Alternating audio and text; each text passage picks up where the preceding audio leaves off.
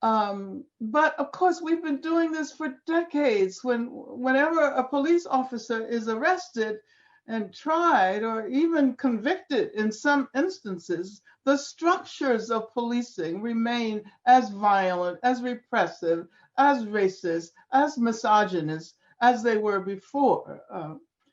Um, when we look at the history of the prison system in this country, and I say this country because the U.S. has offered incarceration as the dominant mode of punishment to the world.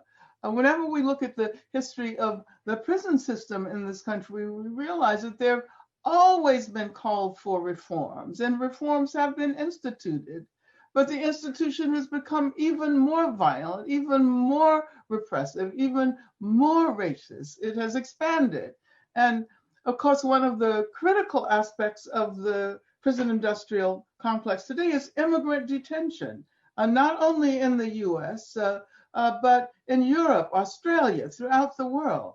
And this is why it's so important at this moment when we say abolish the police to also point out that we want to abolish ICE.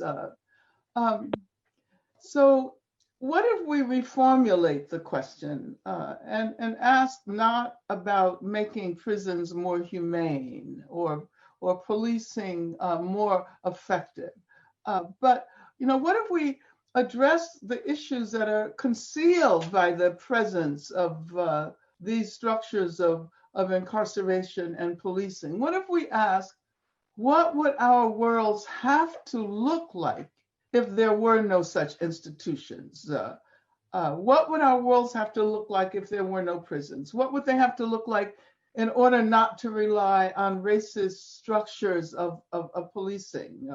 We would need better schools. We would have to remove cops from schools. As a matter of fact, I participated in a car demonstration yesterday that called for removing all police from the Oakland school district. We would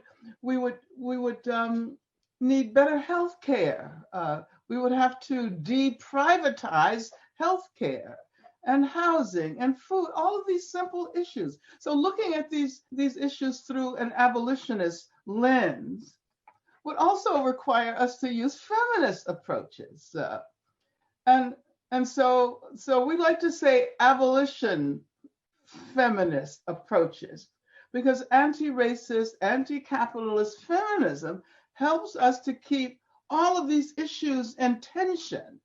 And this approach warns against focusing myopically on one single institution. We can't eradicate gender violence, which is, of course, the most pandemic violence in the world, if we don't also move toward eradicating racism and economic injustices. So demands to defund the police, which I think you referred to, Timmy, are abolitionists. Get the police out of our schools. Just as we use the call for decarceration as an abolitionist strategy, let's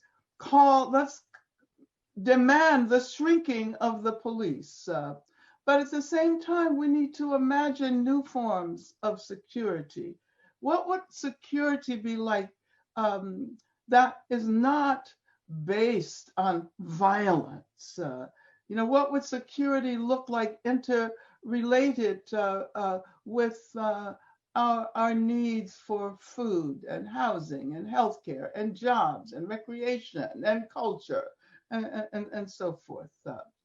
And I think that you all are the ones who are showing us that it is possible to bring all of these issues together in a way that helps to shift the popular narrative. So thank you very much.